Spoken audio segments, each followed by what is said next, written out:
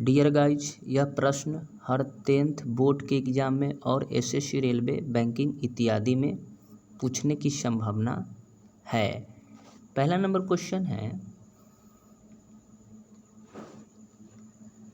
देखेंगे tan 30 degree into यानी गुना sin 30 degree into cot 60 degree into cosec 30 degree.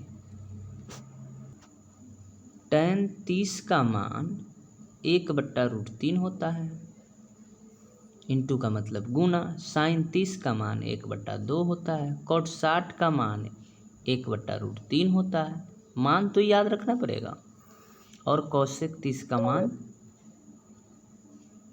2 होता है। इससे कैंसिल।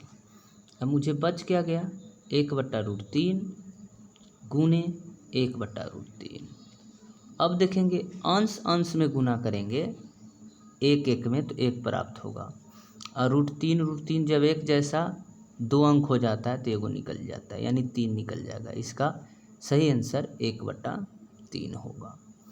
अगला नंबर प्रश्न है, देखेंगे कह रहा है कि कौशिक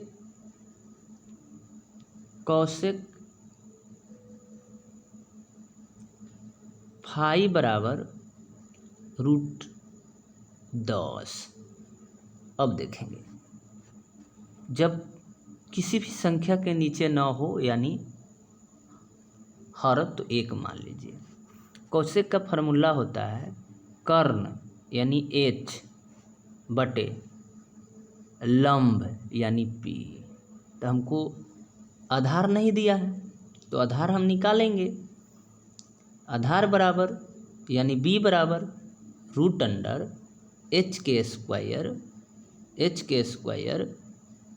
माइनस p²। अब देखेंगे तो h का वैल्यू √10 दिया, √10 का स्क्वायर,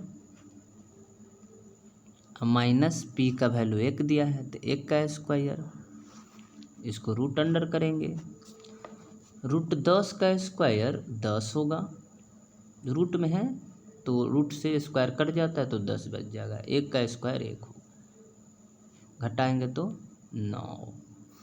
9 को 3 गुने 3 करेंगे तो एगो 3 निकल जाएगा क्योंकि वर्गमूल है। अब हमको निकालना क्या है, निकालना है सेक थीटा बराबर क्या होगा।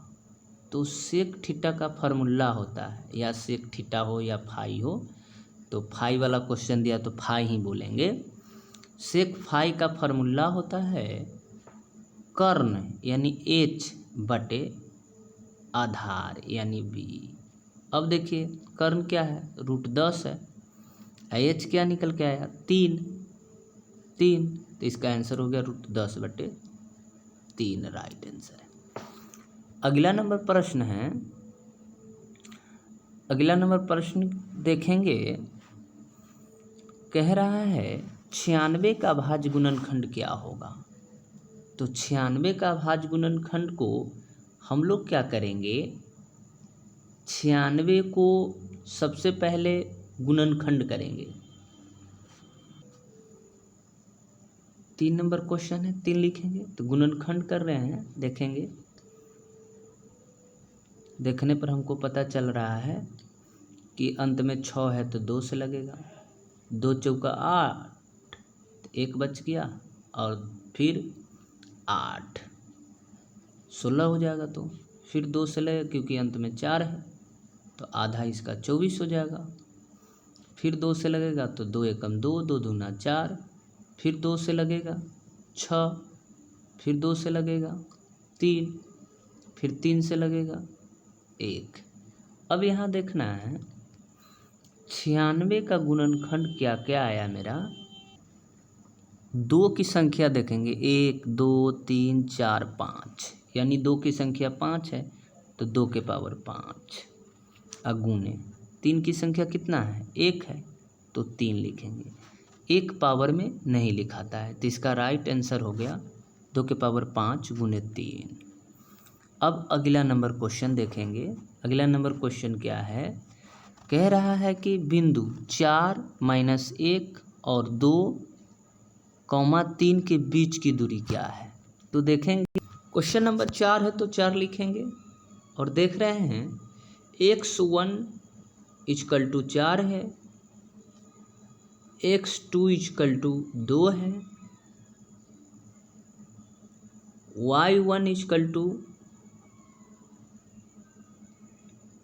-1 है, y2 =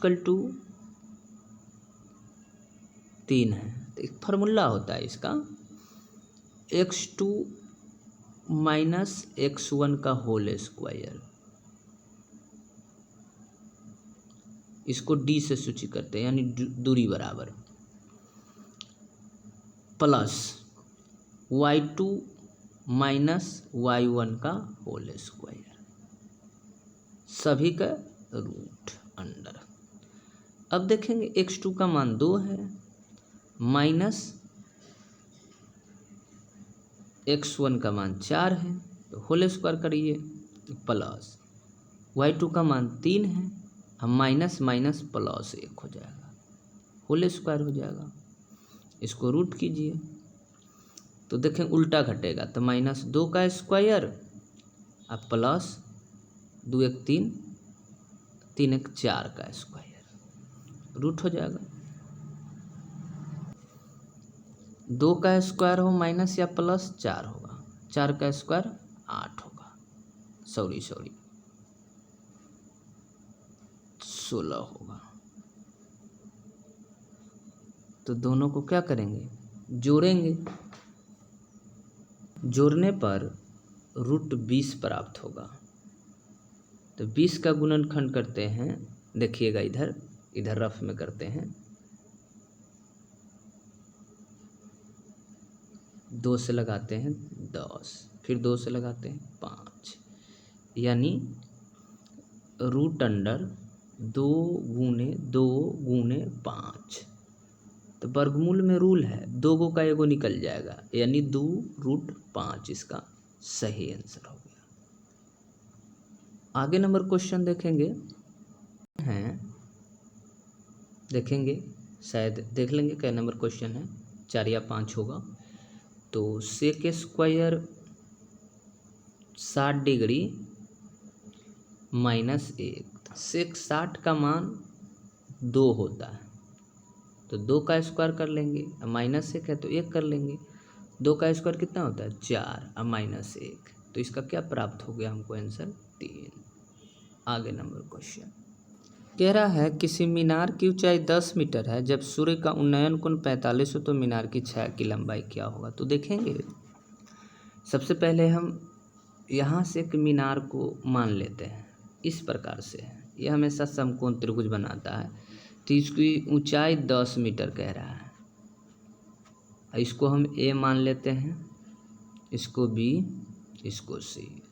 तो कह रहा है कि इसकी उन्नयन कोण 45 डिग्री है और ये छाया की लंबाई पूछ रहा है कितना है। तो लंबाई पूछ रहा है तो मान लीजिए कि BC है, तो हम क्या करेंगे, इसमें देखना पड़ता है, लंब दिया हुआ आधार पूछ रहा है, तो लंब और आधार इस प्रकार से पूछे तो ध्यान रखेंगे कि tan पे बैठाएंगे। तो tan थीटा बराबर होता है लंब यानी AB बटे आधार यानी BC।